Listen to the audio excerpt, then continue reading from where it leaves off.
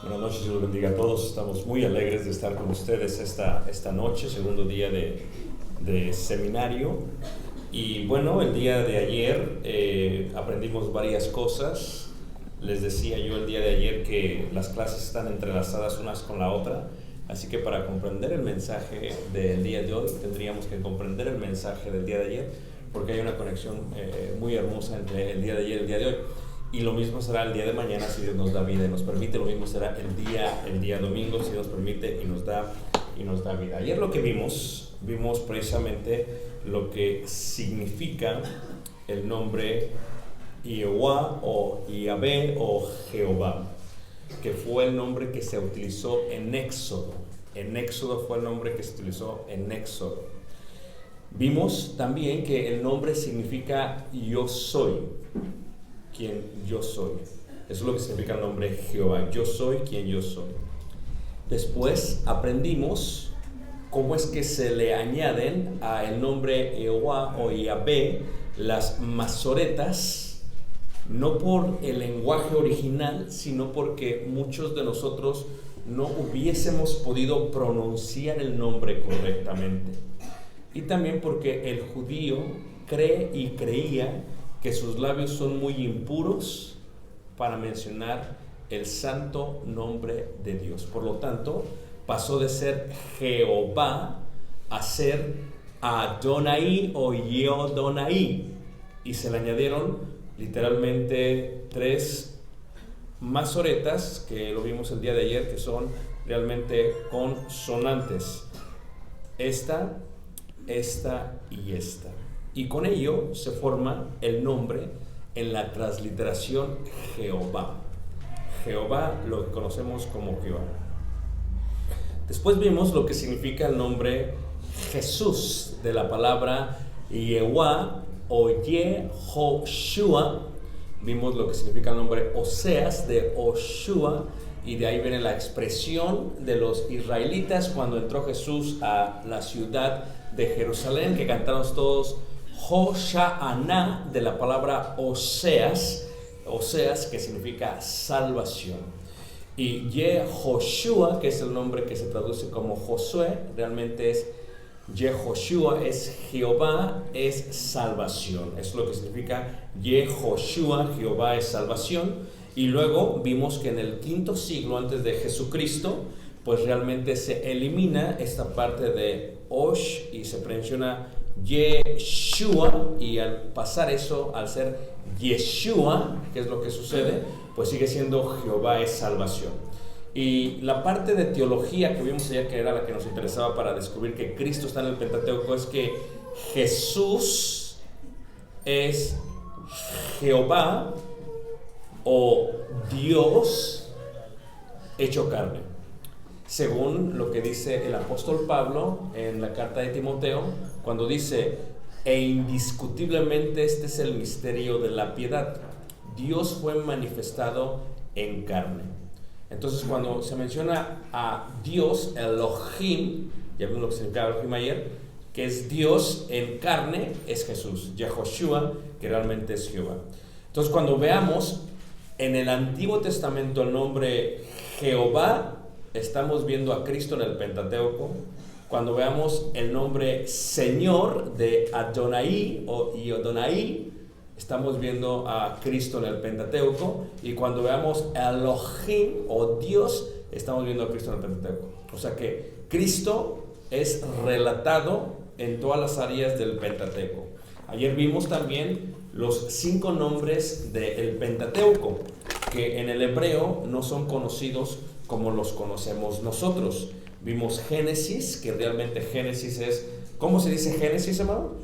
Bereshit, que es en el principio. Vimos Éxodo, que no se dice Éxodo. Díganme cómo se dice Éxodo. Shemot. Y vimos también Levíticos, y díganme cómo se dice Levíticos.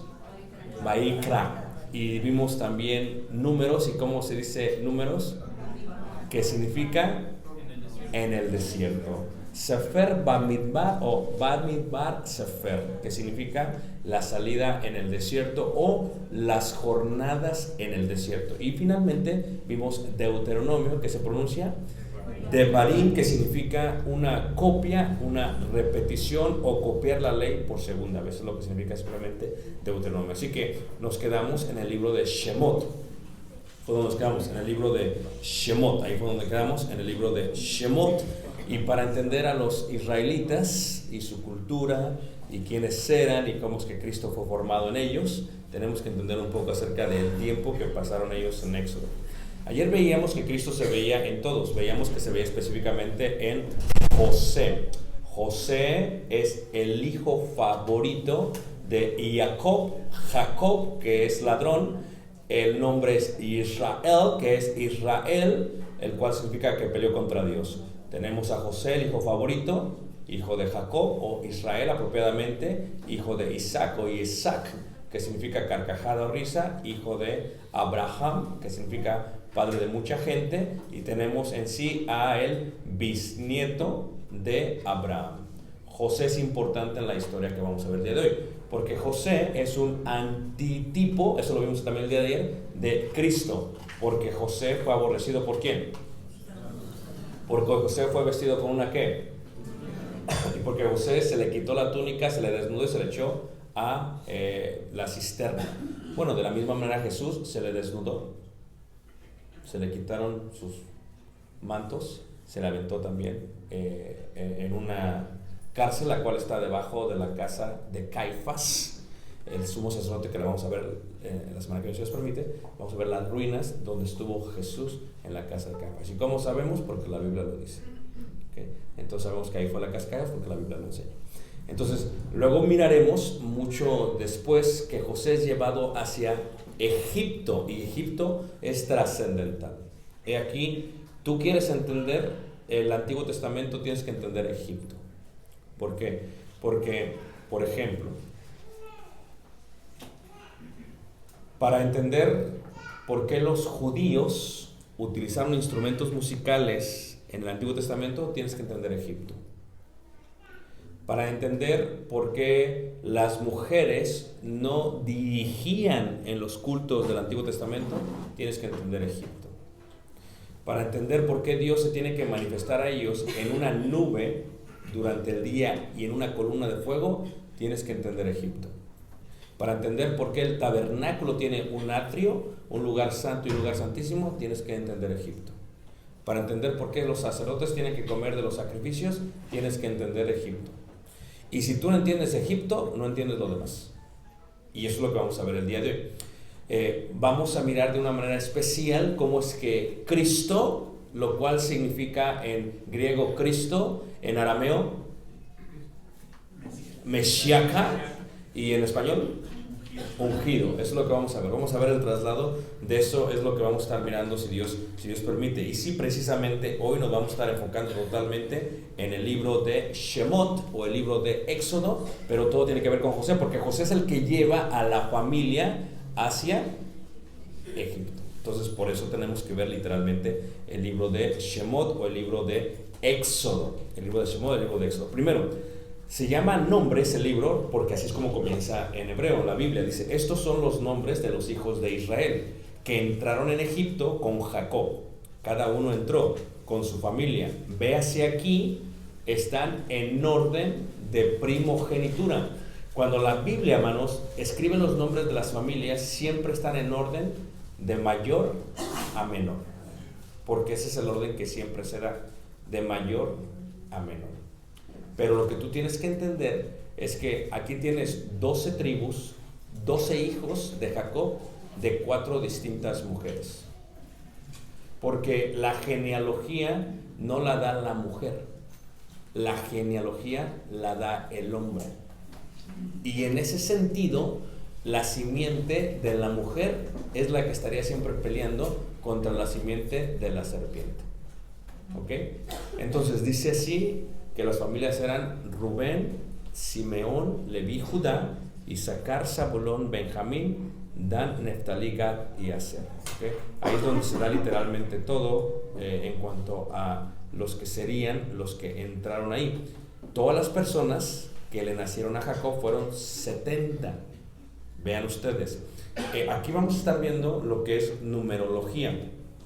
La numerología es el estudio de los números en la Biblia. 70, por ejemplo, tiene que ver con la palabra Septuaginta, eso lo vimos ayer, que son los 70 que traducen el Antiguo Testamento o el Pentateuco o el Torá del hebreo hacia el griego. Ustedes han escuchado la palabra Sanedrín. Sanedrín significa los 70, que son los 70 jueces que estableció Moisés cuando viene el suegro Jetro y le dice: vas a desfallecer. Es mucho trabajo el que tienes. Pon gente y le empieza a dar los detalles, que sean así, que sean así, que sean así, y que ellos te ayuden con los juicios menores y tú te encargas de los mayores. El Sanedrín viene de la palabra 70. Por eso 70 es muy importante en la Biblia. Son números que vamos a estar observando. Pero ¿cómo vemos a Cristo en Éxodo? Veamos un poco acerca de lo que es Egipto y de lo que creían los egipcios. Primero, los egipcios tienen una cultura que se dice politeísta, ¿ok? Son politeístas. ¿Qué indica eso? Que los egipcios creen en muchos dioses, ¿ok? Creen en muchos dioses. Ese es un problema. He aquí, ¿ok? Entiendan esta parte de los egipcios, porque para mí fue una eureka cuando estuve en Egipto, ¿ok? Los egipcios no adoran animales. Lo que los egipcios hacen es que ven virtudes o cualidades en los animales que ellos veían en sus dioses, porque si ellos adorasen animales, no se los comerían, como el hinduismo. Entonces eso es importante. Lo que hacían los egipcios es que tomaban un animal, ¿verdad?, como el halcón, como el jaguar, como el toro, y lo que hacían es que, viendo las cualidades de ellos, las aplicaban a sus dioses. ¿Okay? Pero la cultura de ellos era politeísta, creían en muchísimos dioses. Más de 9,000 dioses tenían los egipcios. Pero resulta que hay un problema. El problema es que ¿quién fue educado a los pies de los egipcios? Moisés. Y cuando Moisés aprende de los egipcios, una de las cosas que aprende es de ellos. Ahora, aproximadamente 70 u 80 años antes de Moisés, hubo un faraón muy importante. ¿Okay? Ustedes han visto que los faraones, por ejemplo, los hacían y los ponían en momias cuando morían. ¿Han visto esa parte, verdad? Todo eso tiene que ver porque ellos creían que ellos eran ¿qué? Dioses. ¿Okay? Algo acerca del faraón que es muy interesante, se llamaba Aitofat. ¿Okay? Aitofat fue el único faraón que cambió la religión de todos los egipcios politeísta a monoteísta. ¿Y cómo sabemos esto? Porque tienen los escritos en jeroglíficos en varios lugares en el Museo de Egipto, donde se encuentran todas las cosas originales, aparte del Museo de Londres. ¿Ok? Entonces, ¿pero qué quiere decir esto? Que fue el único que dijo: no es posible que haya muchos dioses. Tiene solamente que haber ¿un qué? Un solo Dios. Y todos tenemos que estar bajo ese Dios.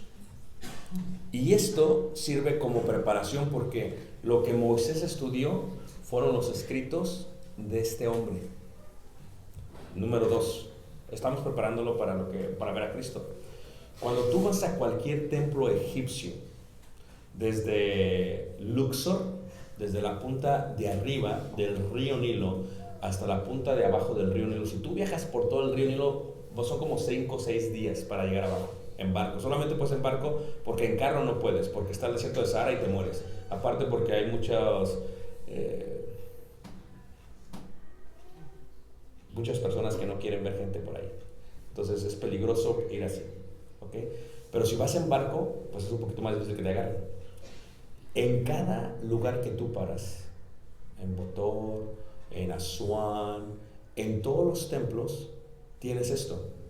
Tienes la ciudad edificada por un templo y tienes lo siguiente. Cuando un faraón hacía una ciudad, empezaba con el templo, y el templo estaba de la siguiente manera: un lugar santísimo, un lugar santo, un atrio y luego toda la ciudad alrededor. Esto es cientos de años antes de que salieran los israelitas de Egipto. Esto fue lo que estudió Moisés. Y dentro del lugar santísimo, un arca. Y en derredor del lugar santísimo, imágenes similares a los querubines, con 4 alas. Y entre medio, una forma de velo. Y solamente una vez al año entraba el sacerdote de los egipcios. Y todo esto fue lo que aprendió Moisés. ¿Okay? Eso está escrito por todas las pirámides, por todas las ruinas, por todos los túneles, por todos los jeroglíficos. Levanten la mano, ¿quién había escuchado esto, hermanos? Ok, entonces no están preparados para esta clase todavía. Okay. Pero todo esto es en preparación a la salida de los egipcios.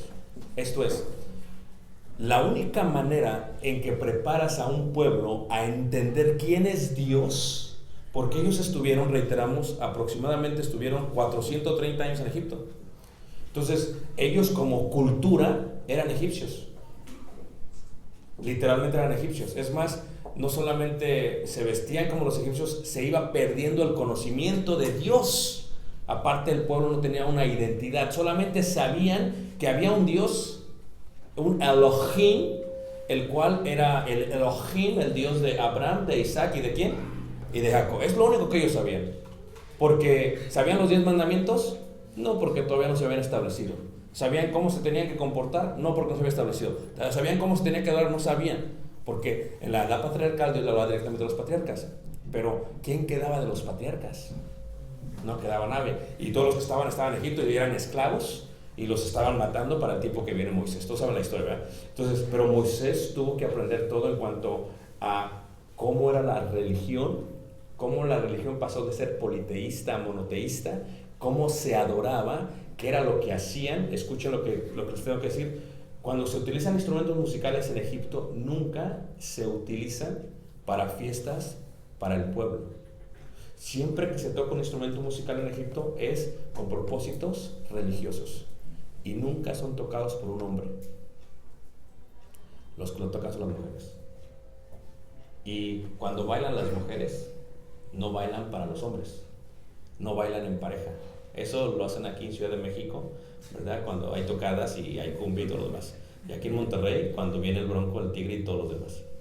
¿Okay? Pero eso no sucede en otros lugares. En Egipto, las mujeres. El varón era el que dirigía, la mujer era la que danzaba, tocaba instrumentos, pero para los dioses. Y esto fue lo que aprendió Moisés. Por eso se puede entender que cuando Moisés saca al pueblo de Israel y cruzan el Mar Rojo, lo primero que hace Moisés es que empieza a cantar, porque el hombre es el que dirige.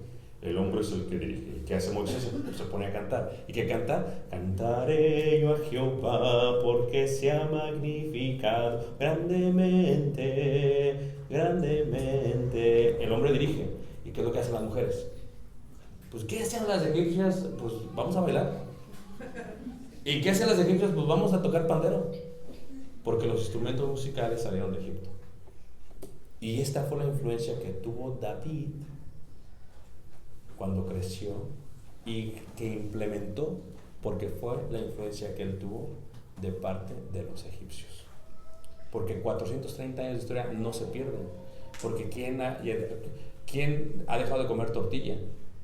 Y esa no se la inventaron los españoles, ¿verdad que no? ¿Y quién dejó de comer tamal? Hoy no específicamente tamal, ¿ok? Pero ¿quién dejó de comer tamal?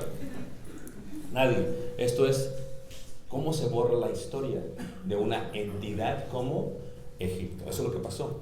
Y Cristo está totalmente en todas estas partes.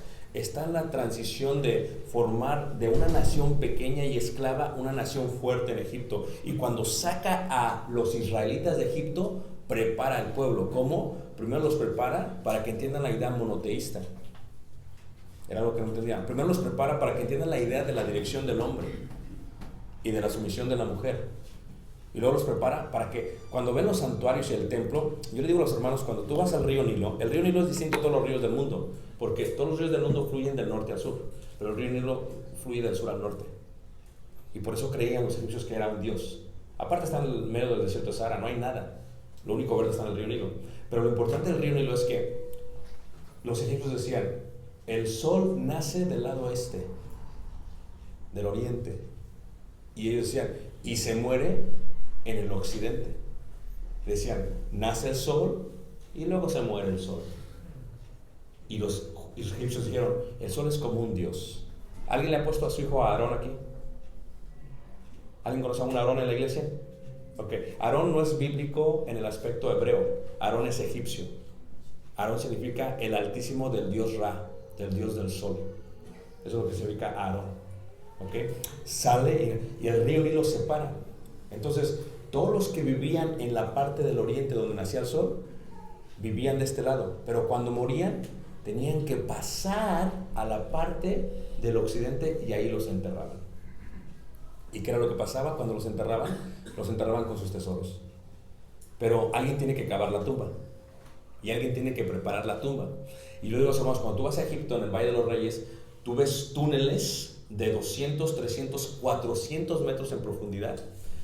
Aproximadamente unos 3 metros o 2 metros de altura, 1 metro, 2 metros de ancho, y todo está lleno de jeroglíficos hasta la parte de adentro, y todo describe la historia de ese gran faraón, y todo lo ocultaban con sus tesoros. Pero la gente que excavaba, cuando pasabas todo el río Nilo del oriente al occidente, ya no podía regresar. ¿Por qué? Porque sabía dónde estaban todos los tesoros. Entonces la gente que se subía a la lanchita para pasar al río, se moría del otro lado. Y todo esto fue en preparación. Porque cuando tú ves literalmente a los egipcios y ves la historia de los egipcios, cuando ves la historia de la muerte, del cielo, del infierno, todo esto es algo que los egipcios ya creían. Cuando tú ves las cosas del juicio eterno, esto es algo que los egipcios ya creían. ¿Alguien ha estudiado religión egipcia? ¿Aquí? Okay. Cuando tú ves los dioses como el dios cocodrilo y no, para acá, y este otro dios, hay una balanza. Ellos tenían el día del juicio y cada persona, su corazón era juzgado con sus obras y con la ley de ellos, y tenían un libro de la muerte. Y entonces tú caminabas, y lo puedes ver el día de 300, 400 metros, y vas describiendo la historia del faraón, y al último ves el juicio del faraón, y luego los enterraban. Los egipcios también creían que el Dios creador, o sea, el Dios que creaba las cosas, se manifestaba en nubes, porque cuando veían agua era vida, y no llueve en Egipto. Cuando tú vas a Egipto, lo que ves es todo el cielo, lo ves azul, no ves ninguna nube de qué lado. Es algo increíble. Me refiero a la parte sur. Es algo impresionante. Está azul y el calor es increíble, es abrasador. Y las moscas te comen, te devoran, hermanos. Yo todavía tengo como creo que mordidas en la pierna que todavía tengo, que me da esta comezón hasta el día de hoy, hermanos. Yo creo que fue de las moscas que me mordieron. Porque las moscas molestan. El egipcio veía a las moscas como enemigos. Son pequeñas, pero cómo molestan. Así son los enemigos, puede ser 1 o 2, pero como molesta. Entonces, bueno, algunos tienen más que moscas aquí, pero eso es otra cosa. Entonces, todo esto es preparación. Cuando ellos ven la nube, dicen, ok, es la creación, es el creador, es el Elohim que creó todas las cosas. Sigamos a Elohim. ¿Dónde están siguiendo, hermanos? Entonces, todo esto es en preparación. Cuando Moisés empieza a escribir y cuando dice, no me borres de tu libro, son cosas que aprendió con los egipcios.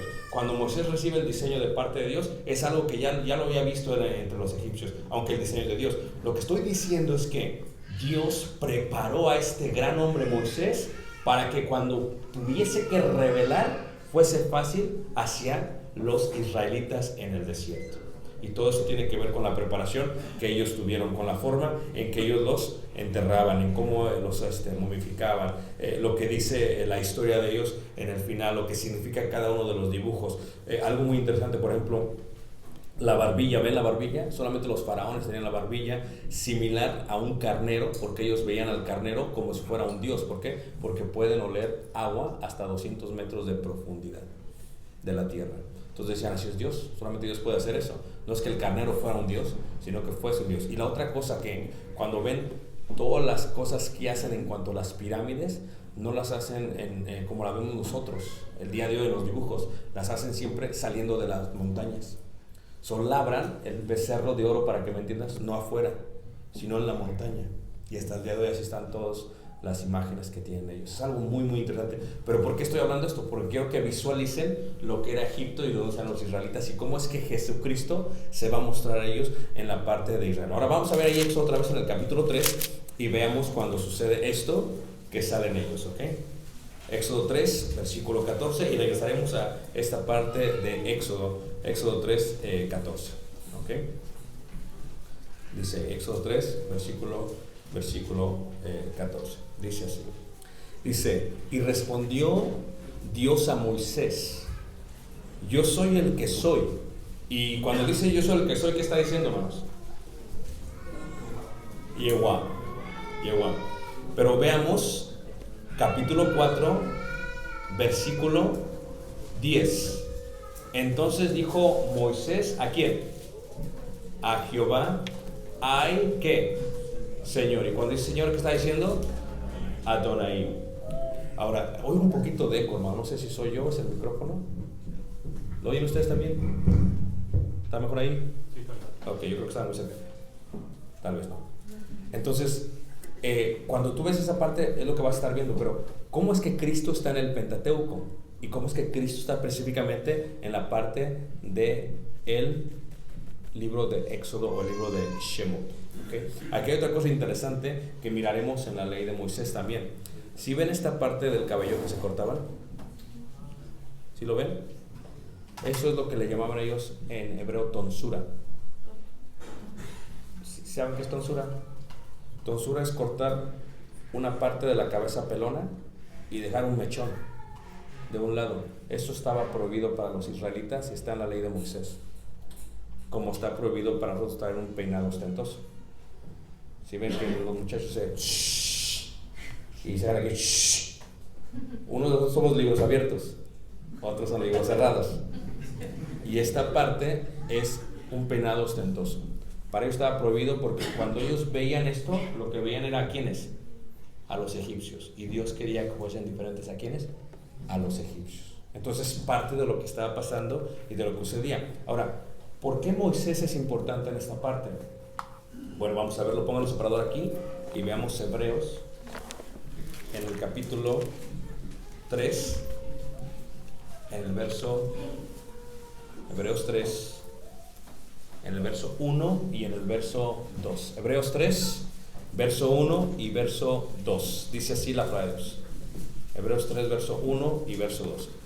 Primero, Cristo es un tipo de Moisés por varias cosas.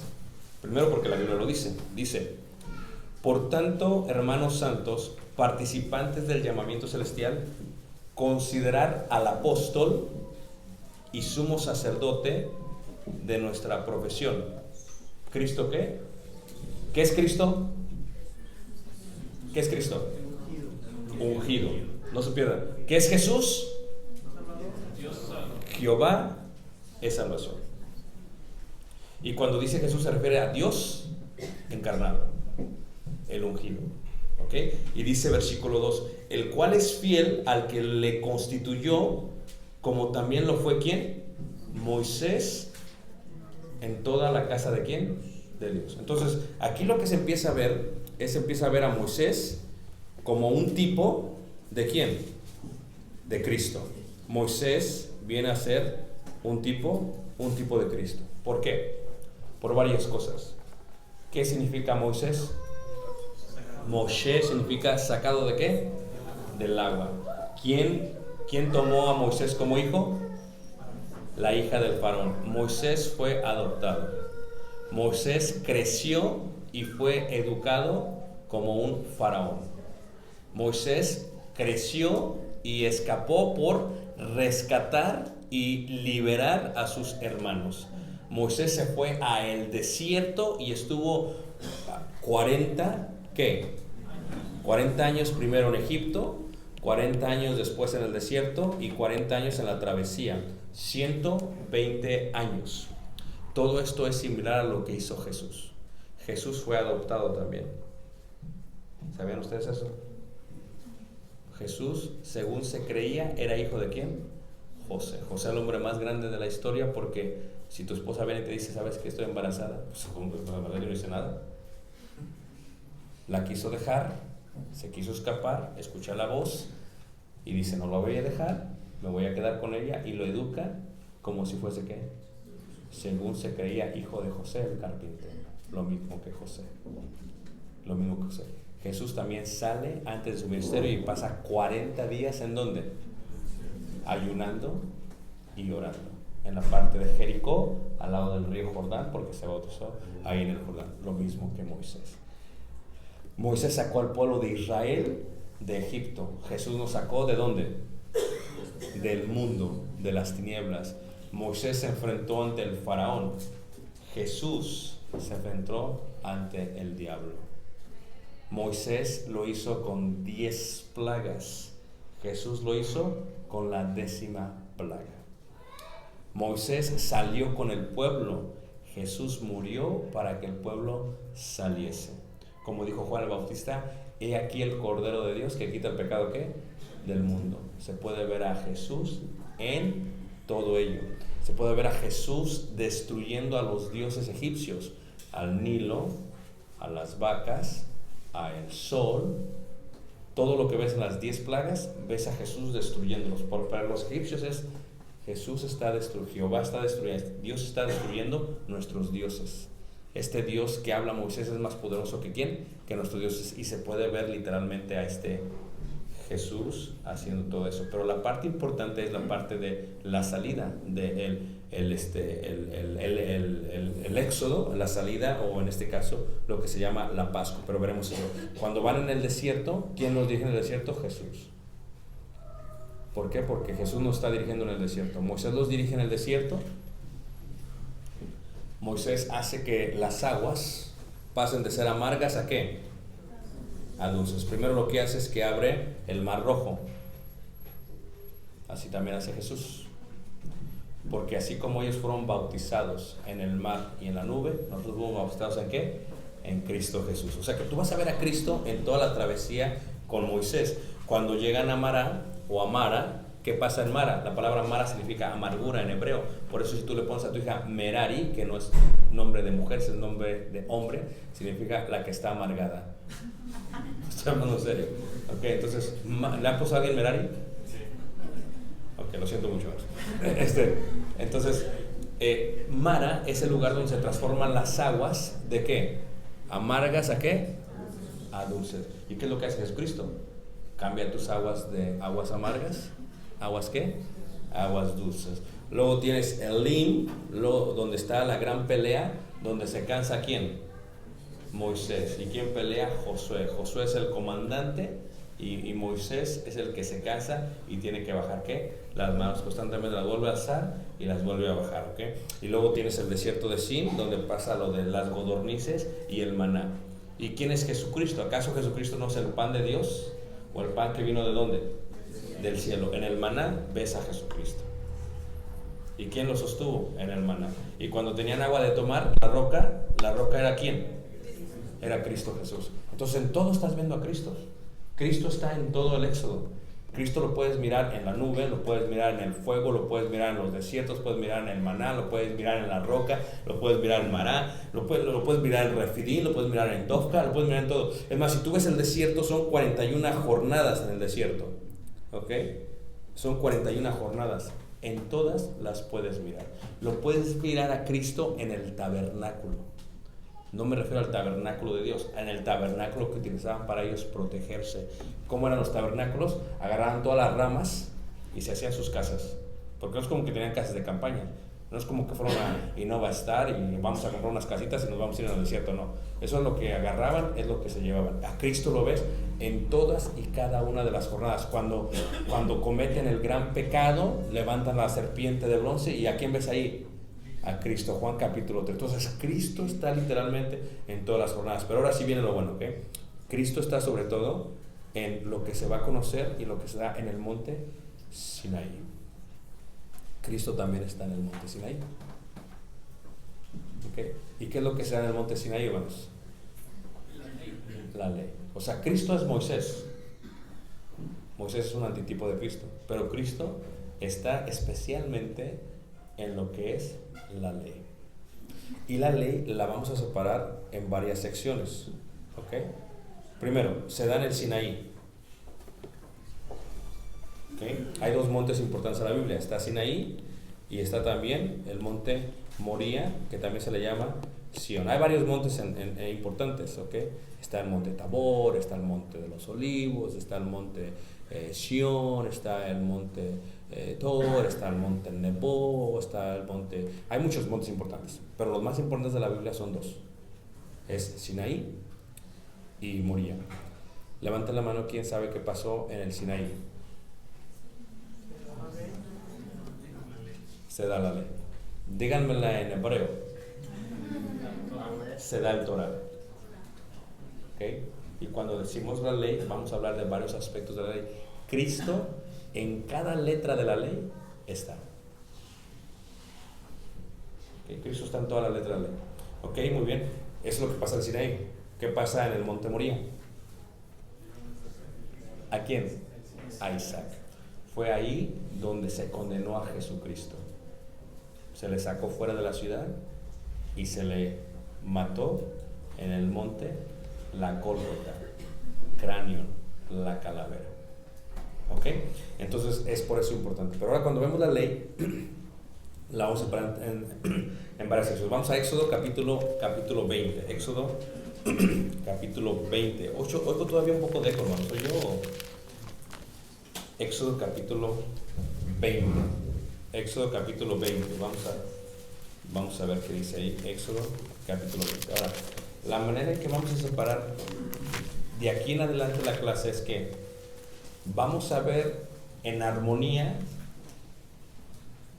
Éxodo, Shemot, Vaikra, Levíticos y Bamidbar,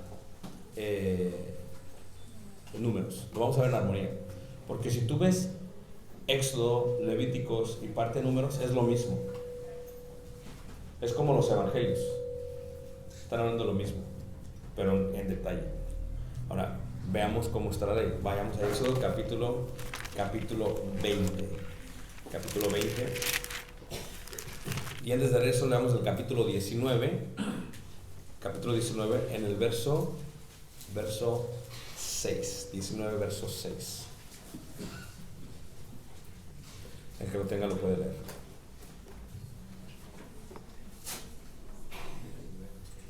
Y vosotros me seréis un reino de sacerdotes y gente santa. Estas son las palabras que dirás a los hijos de Israel. Y el 7, sí. Entonces vino Moisés y llamó a los ancianos del pueblo y expuso en presencia de ellos todas estas palabras que Jehová le había mandado. Ok, todo esto sucede en el monte, en el desierto del Sinaí, ok, donde se va a dar la ley. Aquí vamos a mirar a Jesucristo en todo esto que se le va a dar. Primero, la ley se separa de esta manera, ok. Los 10 mandamientos, aquí están. Y luego tendremos las secciones, son 3 secciones, y todo esto anuncia a Cristo Jesús. ¿Ok? Los 10 mandamientos anuncian a Cristo Jesús. ¿Por qué? Porque los 10 mandamientos le dice el escriba a Jesucristo, ¿cuál es el más grande qué? Mandamiento. ¿Y qué dice Jesucristo? Amarás a Dios sobre todas las cosas. Y el segundo mandamiento es semejante a este. ¿Es cuál? Okay. Toda la ley se encuentra lo que es amor. Y Juan, en primera carta de Juan capítulo 4, no dice que Dios ama solamente, Dice que Dios es ¿qué? Amor. Es más, cuando Pablo lo está explicando en Romanos capítulo 9, 10, 11 y 12, dice, hay solamente una deuda que debe haber entre los cristianos. La deuda es que se amen unos a otros. Es la única deuda que deben de tener entre ustedes. Porque en esto se cumple toda, ¿qué? En que ames a ¿qué? A tu prójimo. Porque si lo amas, no vas a matarlo, no vas a quitarle a su esposa, etcétera, etcétera, etcétera. Entonces, lo que estamos mirando en esta parte es que el amor es toda la ley. La ley es Cristo. Porque si Él es el amor, si Dios es amor y la ley está basada en el amor, Cristo se ve ¿qué? En la ley. Ahora, cuando ves los sacrificios, la cual se divide en 5 secciones, en todos ellos está Cristo. Cuando ves la ley judicial moral, que unido entre los tres son 613, en ellos ves a Jesucristo. Y cuando ves las fiestas ceremoniales, que son 7, en ellos ves a Jesucristo. En todas ellas. ¿Ok? En todas ellas ves a Jesucristo. Entonces tú vas a ver el tabernáculo, todo tiene que ver con la ley, con la sección sacrificial, en todas ves a Jesucristo. Tú vas a ver la manera en que se tenían que comportar ellos, en todo ves a Jesucristo. Tú vas a ver las fiestas judías, en todas ves a Jesucristo. Todas las fiestas, todas las leyes judiciales morales y toda la ley sacrificial, en todo ves a Cristo. Todo es Cristo, todo es Cristo, todo es Cristo. Desde que salen, todo es Cristo. Porque todo está manifestando ¿a quién? A Cristo Jesús. Veamos un ejemplo de eso y vamos a empezar con, si me permiten, con las fiestas ceremoniales, ¿ok? Las fiestas ceremoniales son 7. Ahí yo les decía algo muy importante que decía, voy a hacer referencia a esto. Después lo subo, hermano. ¿De veras? Ok. Bueno, viene probando. ¿En qué estaba? En las fiestas 7 ceremoniales, ¿ok? Vean, ayer yo decía que cuando comienza el día para el judío. ¿Ah? La noche anterior. ¿Por qué? Porque la Biblia lo dice. Así que ellos miden los días como Dios los mide, no como nosotros los medimos. ¿Sí me entiendes? Por eso estar gritando a las 12 de la noche el 31 es mentira. ¿Por qué no entran el 31 a las 12? ¿Todo está siguiendo? El calendario es lunar. Por lo tanto, se mide basado en la noche y en el día, porque Génesis te lo explica de una manera. Ahora, cuando vemos las fiestas judías son ceremonias que establecen al pueblo para que el pueblo haga memoria de lo que Dios había hecho con eso. Vámonos en orden, ¿listos? Primera fiesta, la Pascua, que significa el Pesaj o Pesach, que significa la salida o pasar de. ¿Por qué la Pascua? En la Pascua vemos a Cristo. ¿Qué se mataba en la Pascua? Un cordero. ¿Quién es Cristo? ¿Qué se hacía con la sangre del cordero? Se ponía sobre los dinteles o los postes. ¿Qué se hace con la sangre de Cristo? Se pone sobre el alma del cristiano, como un sello de redención. ¿Quién fue el que escapó con esa sangre? El primogénito. ¿Quiénes somos nosotros? La congregación de los primogénitos, Hebreos capítulo 12. ¿Por qué somos primogénitos aunque no nacimos primero? Porque realmente quien nació primero fueron los judíos. ¿Por qué? Porque la primogenitura no está basada en tiempo, sino en estatus y en autoridad. Entonces nosotros somos los primogénitos por esa parte. En la Pascua vemos a Jesucristo. ¿Cuándo es cuando se celebra la Pascua? El día 14 del mes de ¿qué? De Nisan o de Abib. Importante, porque 14 significa redención. 7, perfección, más 7, 14. Significa redención, tiene que ser el 14 del primer mes del mes de Nisan, y es cuando inicia el calendario de los judíos, cuando salieron de Egipto, cuando inician toda su vida nueva y inician el desierto. Esto se celebra el 14 día del mes de Nisan. Y ahí vamos a Jesucristo. Segunda fiesta, la fiesta de los panes sin qué. ¿Cuándo se celebra? Del 15 al 22 del mismo mes. Esto es que cuando se acaba la Pascua se celebra la fiesta de los panes sin qué. ¿Y por qué sin levadura? Dice la Escritura en primera carta de Corintios capítulo 5, celebremos pues la Pascua, porque nuestra Pascua que ya fue sacrificada es ¿quién? Cristo Jesús, pero no con panes, sino con panes sin. ¿Esto qué dices? No de malicia ni de maldad, sino de verdad, etcétera, etcétera, etcétera. Entonces, en los panes sin levadura vemos a Cristo. Porque la levadura es un símbolo ¿de qué? De pecado. Y Cristo fue un hombre sin pecado. La levadura, el pecado eterno es la soberbia. ¿Qué pasa con la levadura? Se infla. ¿Qué pasa con el cristiano a veces? No se infla, ¿sí o qué? Se infla. Y se infla de soberbia. Y el que es soberbio lo resiste el Señor. Y el que es humilde, el Señor da gracia. En la fiesta de los panes sin levadura vemos a Cristo también. Porque ¿quién es el más humilde de todo? Aprended de mí que soy manso y humilde ¿de qué? Eso lo ves en Cristo Jesús. La tercera fiesta es la fiesta de las primicias. La fiesta de las primicias. ¿Por qué es importante la fiesta de las primicias? Porque es cuando se celebra el dar el primer fruto ¿a quién? A Dios. Entonces eso se ve también en la fiesta de las primicias. Luego la cuarta fiesta es la fiesta de las semanas, lo cual es en hebreo Shavuot, lo cual es Pentecostés.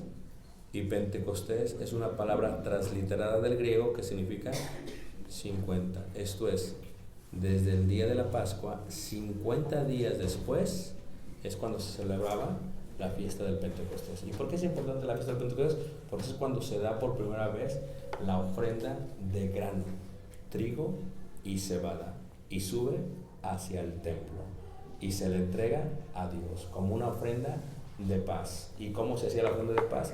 Se tomaba la ofrenda de paz, de los panes que se hacían, y se elevaba en forma despacio, clara a Dios, mientras se le está cantando a Dios un salmo, hasta que llega a la presencia del Señor. Todo eso hacían ellos.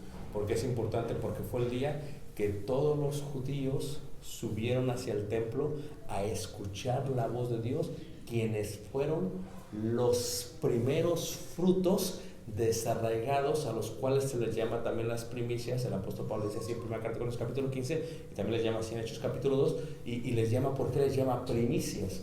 Porque somos muchos, aunque somos solamente un pan, solamente somos un pueblo. De la misma manera, la fiesta del Pentecostés tenía que empezar ahí.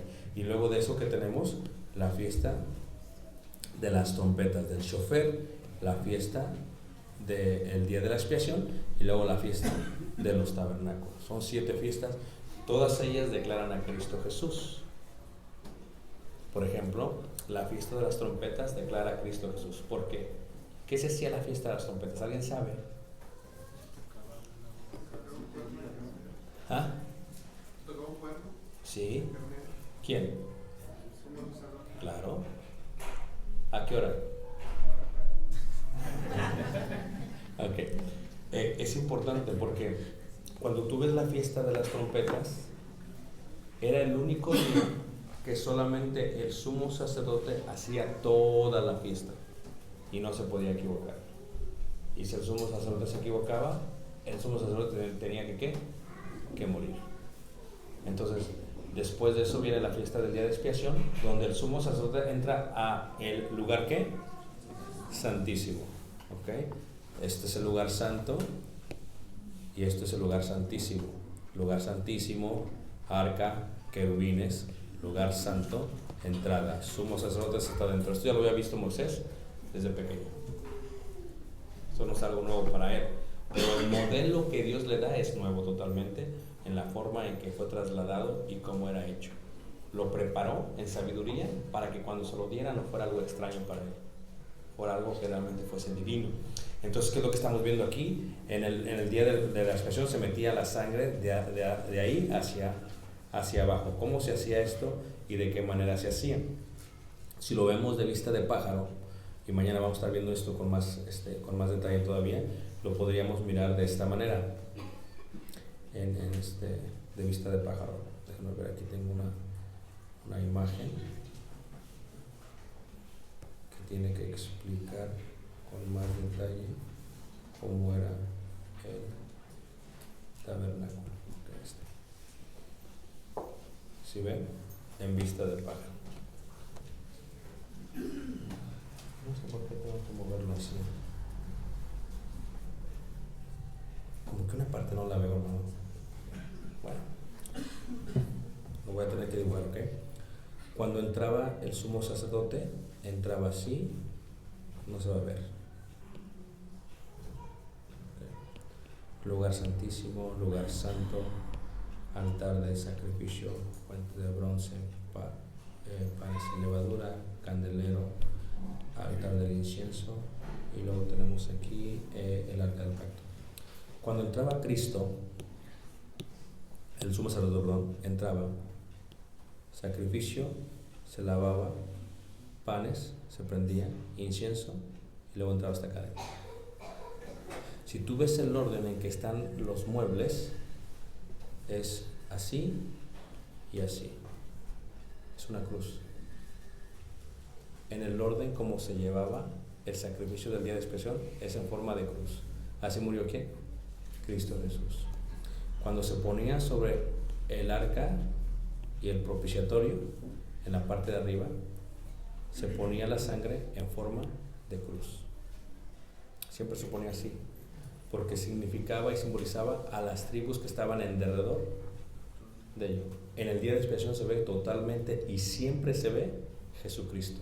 En todo lo que se está haciendo se ve Jesucristo, y eso una vez más tenía que ver con la fiesta del día de expiación, donde todos eran justificados. Se tomaba la sangre y se rociaba sobre todo ¿qué? El pueblo. Eso lo podemos ver también nosotros en Jesucristo, porque la sangre de Jesucristo limpiaría a todo el mundo de ¿qué? De pecado. Haría de todo el mundo un reino de ¿qué? De sacerdotes, lo mismo que le había dicho Jehová hacia los israelitas. Entonces eso lo puedes ver también en esta parte aquí. Y finalmente en la fiesta de los tabernáculos, o sea en hebreo Sukkot, ¿okay? En la fiesta de los tabernáculos. 3 fiestas mandó Dios que el judío visitase Jerusalén. La primera es la fiesta de los panes sin levadura. ¿Okay? La segunda es la fiesta de las semanas Shavuot o Pentecostés. Y la tercera es la fiesta de los tabernáculos. Son las 3 fiestas que tenía que guardar el judío. Pero ¿cuándo se celebraba la Pascua? Un día antes de los panes sin levadura. Aunque la Pascua no era mandamiento para todos los varones llegar a Jerusalén, los panes sin levadura sí eran. Y como era un día antes, todos llegaban para celebrar ¿qué? La Pascua. ¿Okay? Voy a dejar un espacio para preguntas porque creo que estoy cubriendo mucho material y tal vez hay algunas preguntas más antes de finalizar la clase. ¿Habrá alguna pregunta hasta este momento?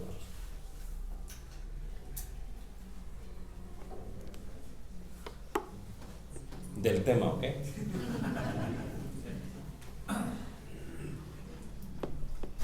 mes de Nisan como que viene siendo?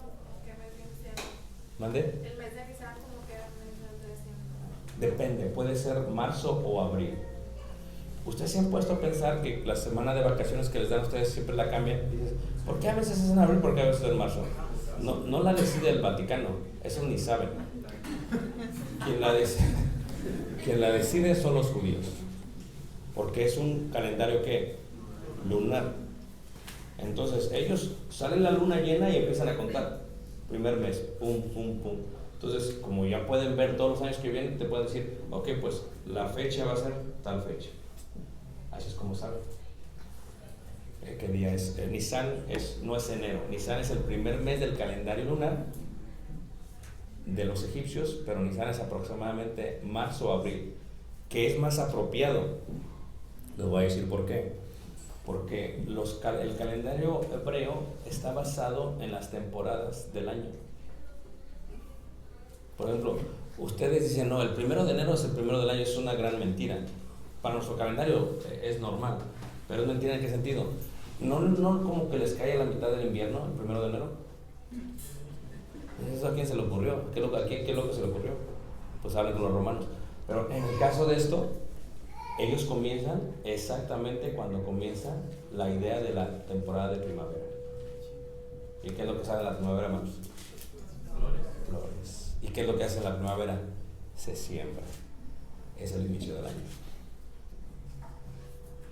¿Hace más sentido? Porque su año está basado en las temporadas, en las lunas. ¿Ustedes sabían que la luna llena afecta en varias cosas, en varias formas? No estoy hablando de Hollywood, ¿okay? Que se convierte uno en lobo. No estoy hablando de eso. ¿Sabes que la luna llena afecta? ¿Sabían ustedes? En el olivar, por ejemplo, Cuando hay luna llena, está comprobado científicamente que la savia de la raíz sube hacia arriba. Y es cuando las aceitunas, los olivos, se llenan de aceite. En luna llena. Por eso en luna llena no toca hacer olivar.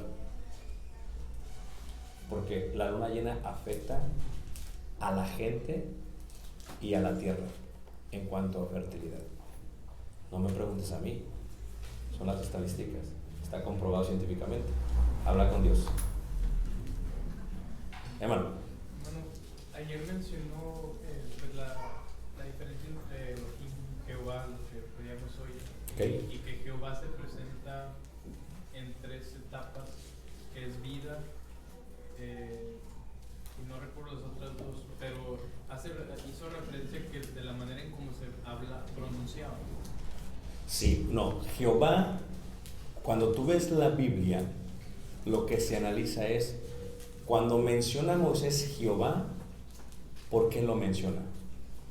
Lo menciona siempre cuando hace referencia de vida, cuando hace referencia de pacto, cuando hace referencia de santidad y cuando hace referencia de justicia.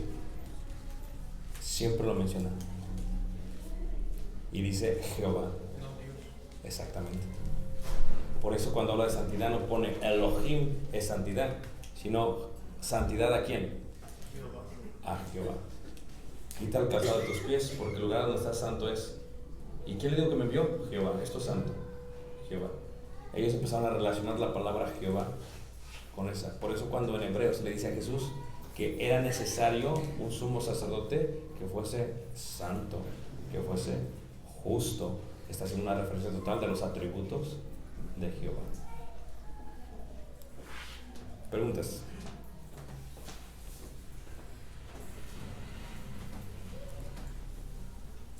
Mañana, si Dios permite, vamos a cubrir la parte del tabernáculo, porque mañana vamos a ver Levíticos con parte de Éxodo.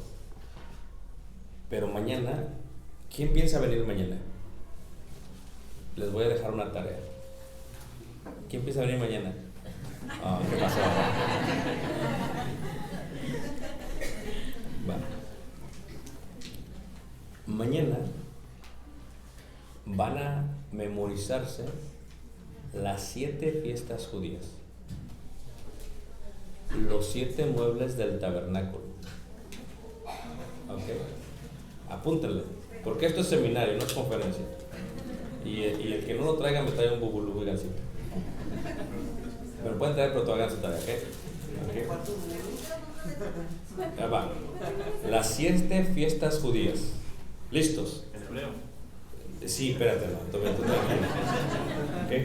Pesach, Hamotzi, Brit Misim, ¿ok? Shabbat, Yom Kippur, Shefarim y Sukkot. Pero mejor en español, ¿ok?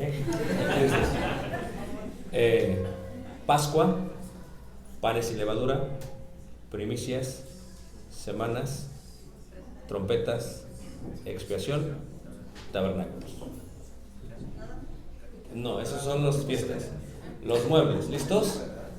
Altar del sacrificio, fuente de la bronce, mesa de la proposición, candelero, altar del incienso, vamos 5, arca del pacto y el propiciatorio, son 7. ¿Ok? ¿Mandé? Sí, de memoria mañana, ¿verdad? ¿Okay? Y me van a hacer memoria los 10 mandamientos, ¿ok? Entonces, no se rían, hermano, de veras, ¿ok? ¿Mandé? No, ya los dije, ¿ok? Los 10 mandamientos, ¿ok? ¿Listos? Yo soy Jehová tu Dios. No tendráis dioses ajenos. No tomarás el nombre de Dios en vano. Acuérdate del día de reposo para santificarlo. Honra a tu padre y a tu madre. No matarás. No cometerás adulterio. No hurtarás. No dirás falso testimonio contra tu prójimo. Y no codiciarás las cosas de tu prójimo.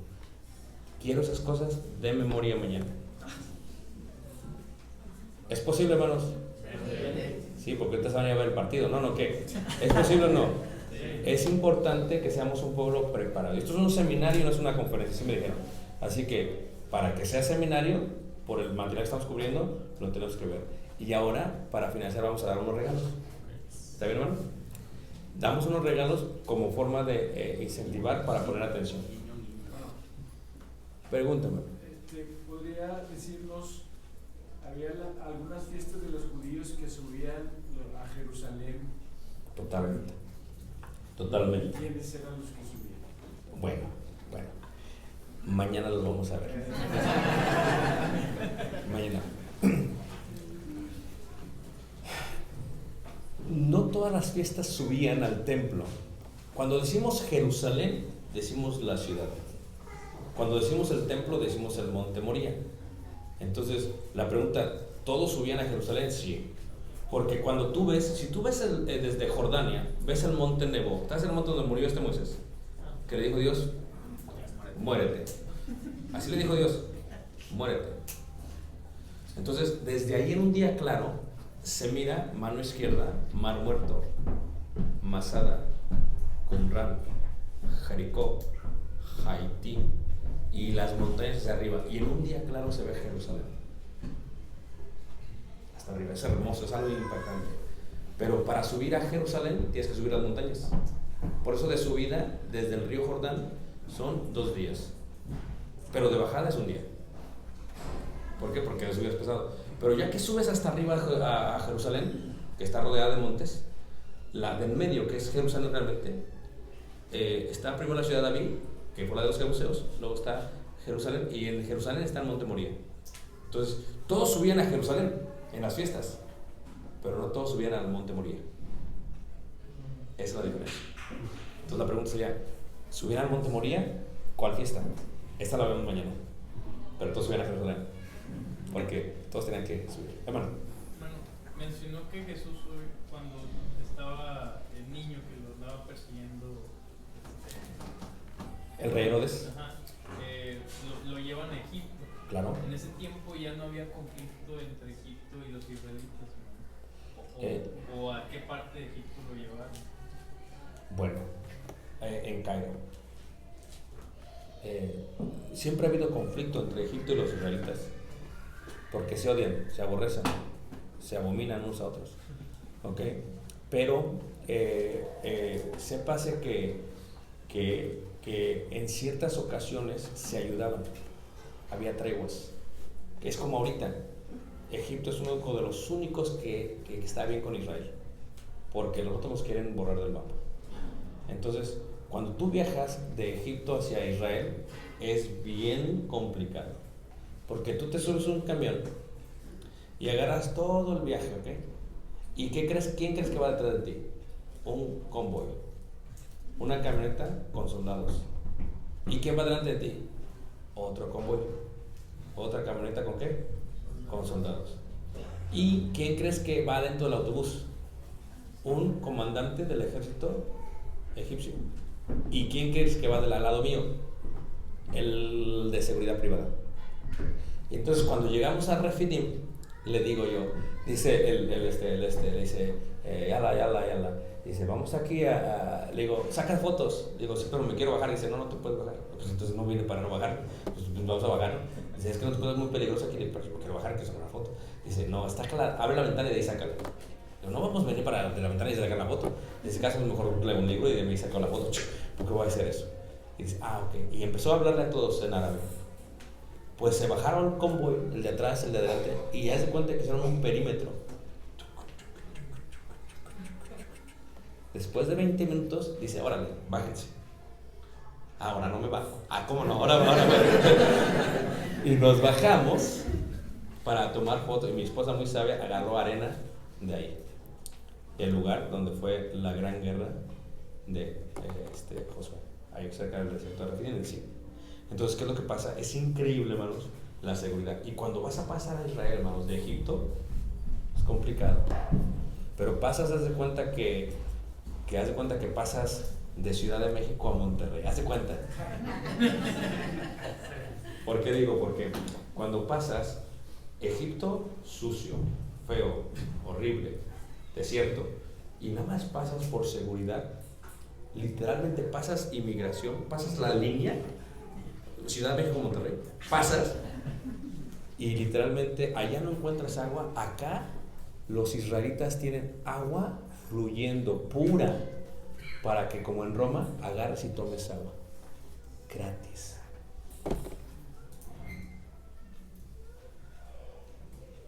Y algunos nos detuvieron. ¿Por qué? Porque el que nos detuvieron, ¿qué pasó? Este hombre vendía producto de todos esos que es nutritivo, no voy a decir qué marca porque hago un poco propaganda. ¿Y qué pasa? Trae una maleta llena de productos. Le digo, hermano, ¿qué va a hacer con eso? Si es que me lo voy a tomar, pero en 10 días no creo. Dices que a lo mejor alguien quiere. Digo, no creo que nadie quiera eso. Obviamente todos tubitos de arena, pues pensaban que era una bomba. Y luego, para los de Tijuana, iban 2 hermanos cuando pasamos de Jordania para Israel. Primero, todos tienen el mapa de los papás, se parecen todos iguales. Se llaman manjarres, ¿ok? Y pasó primero uno, y pasó, y luego pasó otro día a hacer el de seguridad. Tú ya pasaste. Dice, no, yo soy otro. No, tú acabas de pasar. Y le empló todos y todos, espérense tranquilos. Le digo, a ver, tú ven, hermano. Y ve a los dos y dice, pásate.